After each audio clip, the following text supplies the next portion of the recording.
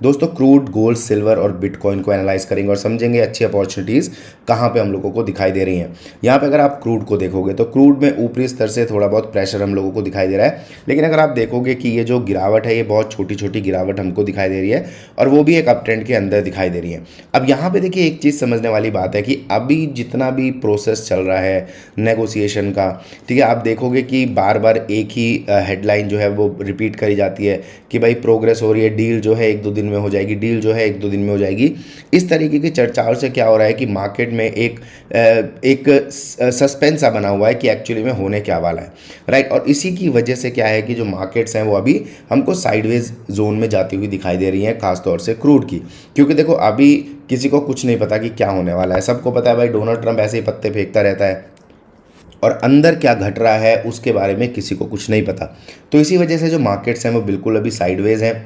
लेकिन यहाँ पे टेक्निकली अगर हम लोग देखें तो एक चीज़ समझने वाली है कि देखो अभी हम लोग ना लोस के ऊपर ही ट्रेड कर रहे हैं, और जब तक हम लोस के ऊपर ट्रेड कर रहे हैं तो ये कहना ज़्यादा ईजी है कि भाई मार्केट का जो स्ट्रेंथ है या क्रूड ऑयल का जो स्ट्रेंथ है वो अप साइड में रहने के चांसेस ज़्यादा हैं। क्योंकि कई बार क्या होता है कि ये इस तरीके के सेंटिमेंट बनाते हैं ताकि लोग इसको शॉर्ट करें, ताकि लोग ये सोचें कि हाँ भाई जो डील है वो होने वाली है, और अगर डील हो गई ठीक है तो क्रूड ऑयल जो है वो एकदम से डंप कर जाएगा, एकदम से गिर जाएगा।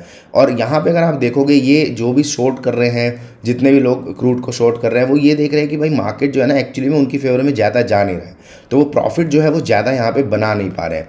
ठीक है, तो अगर एक रिबाउंड आएगा, अगर हम लोग इस ग्रीन रेड कैंडल के ऊपर ट्रेड करने लगेंगे जो कि 9400 के ऊपर है, तो हम लोग फिर से बुलिश यहाँ पे हो जाएंगे। हमें एक क्लोजिंग चाहिए 9400 के ऊपर, और अगर हमको ये क्लोजिंग मिलती है तो फिर ऊपर के लिए पोजीशन बनाना ज़्यादा सेफ रहेगा।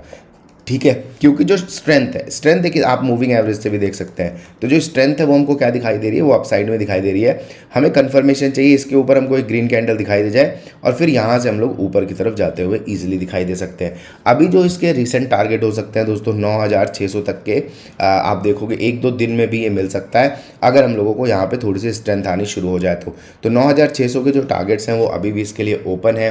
निचले स्तर की देखिए बात करना तब सही रहेगा जब हम लोग थोड़ा सा नीचे जाना शुरू करें, जैसे कि अगर आप ये वाला लो देख रहे हो इसके नीचे जाना शुरू करें, तब फिर नीचे की बात करना ज़्यादा उचित रहेगा। लेकिन क्योंकि अभी हम लोग क्या हैं, अभी अप ट्रेंड के अंदर हैं, ठीक है, और क्लियरली एक लो के जो लास्ट लो है उस लो के भी ऊपर हम लोग ट्रेड कर रहे हैं, तो किसी भी टेक्निकली भाषा में या किसी भी एनालिसिस भाषा में हम लोग यहाँ पे ज़बरदस्ती ये नहीं कह सकते कि भाई मार्केट को शॉर्ट कर दो क्योंकि इसने 2 दिन 3 दिन रेड कैंडल बना दिया, राइट। तो यहाँ पे हमको ये चीज़ देखनी है कि देखो ठीक है रेड कैंडल यहाँ पे बन रहे हैं, लेकिन क्या इन रेड कैंडल्स में पावर है, तो पावर अभी दिखाई नहीं दे रही है। लेकिन जब भी देखिए करेक्शन होता है ना, जब भी छोटा करेक्शन होता है, जब भी पुल बैक्स होते हैं, तो पुल बैक्स में हमेशा हमको ये चीज़ दिखाई देती है कि जो मार्केट है वो बहुत ज़्यादा स्ट्रांगली पुल बैक नहीं करते हैं, वो धीरे धीरे करके पुल बैक करते हैं।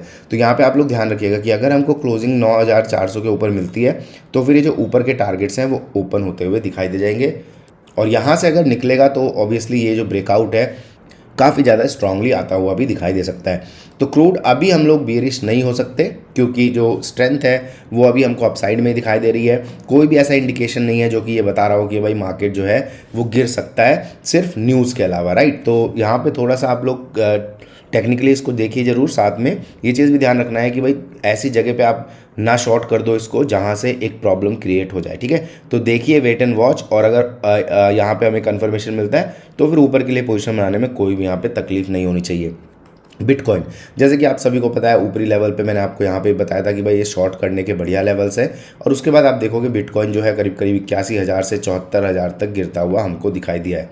अभी ये छोटा बहुत पुल बैक हमको दिखाई दे रहा है ऊपर की तरफ, लेकिन इसमें हम लोग ध्यान रखेंगे जब तक हम इन हाइस के नीचे हैं 7800 के नीचे हैं तब तक हम इसमें बियरिश ही हैं, राइट। यहाँ पे अगर आप देखोगे ना बिटकॉइन में एक बहुत इंपॉर्टेंट चीज़ हुई है, और वो यही हुआ है कि जिस तरीके से ये पिछली बार गिरना शुरू किया था, तो यहाँ पे अगर आप देखोगे एक पुल बैक दिया था और उसके बाद दोबारा से गिरना शुरू हुआ था। सिमिलरली यहाँ पे ये जो लेवल है ना, ये करीब करीब आप देखोगे 74,000 का ही लेवल है। इसके नीचे अगर ये क्लोजिंग दे देता है तो फिर ये और ज़्यादा नीचे के लेवल यहाँ पे ओपन हो जाएंगे। तो यहाँ पे देखो अभी जो बिटकॉइन है जिस तरीके से चल रहा है इंपॉर्टेंट लेवल्स पे है, और इम्पॉर्टेंट यहाँ पे इसलिए है क्योंकि आप देखोगे कि अगर रिवर्सल आना है तो इन्हीं लेवल से आना है। तो 78,000 के जो लेवल है ये बहुत क्रिटिकल लेवल है, इसके ऊपर निकल जाएगा तो फिर हो सकता है हम 86,000 90,000 की तरफ चले जाएँ, लेकिन इसके ऊपर जब तक ये नहीं जा रहा है तब तक हम लोग इसमें वीक ही रहें तो ज़्यादा बेटर है।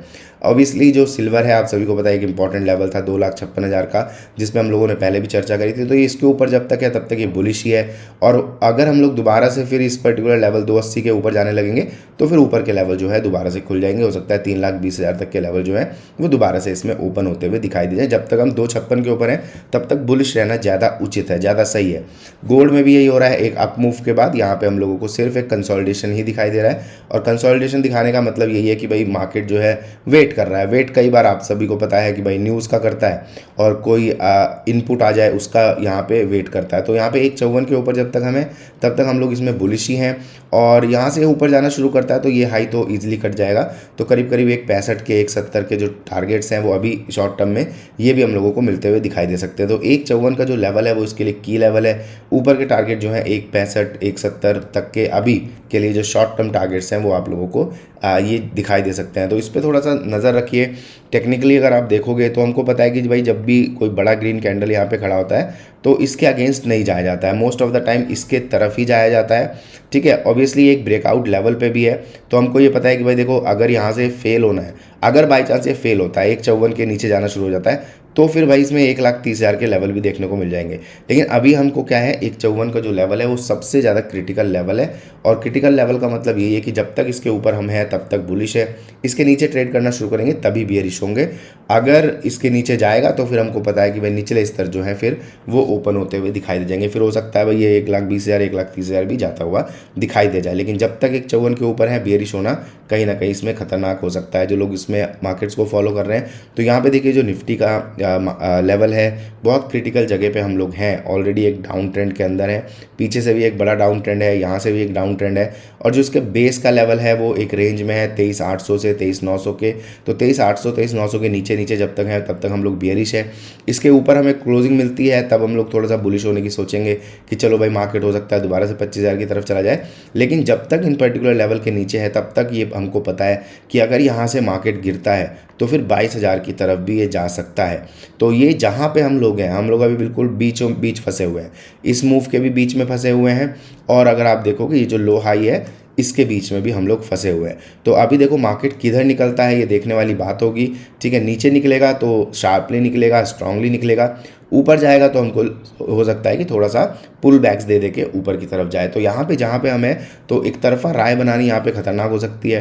तो यहाँ पे बुलिश होना भी खतरनाक हो सकता है और बहुत ज़्यादा बेरिश होना भी खतरनाक हो सकता है। यहाँ पे भी वेट एंड वॉच का ही यहाँ पे खेल चल रहा है। ठीक है, क्योंकि मार्केट क्या कर रहा है, वेट कर रहा है, किसी ना किसी इनपुट का वेट कर रहा है, और इसीलिए हमको ये कंसोलिडेशन दिखाई दे रहा है। टेक्निकली देखें तो एक डाउन ट्रेंड के अंदर कंसोलिडेशन है, और जब डाउन ट्रेंड के अंदर कंसोलिडेशन होता है तो जनरल राय यही होती है कि मार्केट जो है वो नीचे की तरफ निकल जाएगा। यहाँ पे एक चीज़ और देखने वाली बात है कि जब ये ऊपर जाना शुरू हुआ है तो यहाँ पे कोई हमारे पास कोई ब्रेक डाउन भी नहीं है। अगर कोई ब्रेक डाउन होता तो हमको पता है कि भाई यहाँ से निकलना शुरू करेगा तो ये ऊपर चला जाएगा। तो अभी क्योंकि ब्रेक डाउन नहीं है और जो ब्रेक डाउन का लेवल है वो यही है, तो देखने वाली बात होगी कि यहाँ ब्रेक डाउन आएगा या यहाँ पे ये ब्रेकआउट दे देगा। तो अभी यहाँ पे वेट एंड वॉच है, कोई स्ट्रॉन्ग ओपिनियन यहाँ पे रखना खतरनाक हो सकता है। तो इन चीज़ों का आप लोग ध्यान रख लीजिएगा, जो लेवल्स हैं उनका भी ध्यान रख लीजिएगा कि क्रूड में तुरंत बियरिश होना बहुत खतरनाक हो सकता है, गोल्ड और सिल्वर में बियरिश होना खतरनाक हो सकता है, क्योंकि अभी हम लोग एक अच्छे ग्रीन कैंडल के अंदर ही ट्रेड कर रहे हैं। तो आई होप कि ये वीडियो आप लोगों को अच्छा लगा होगा। चैनल को जरूर सब्सक्राइब करिए। Take care, all the best.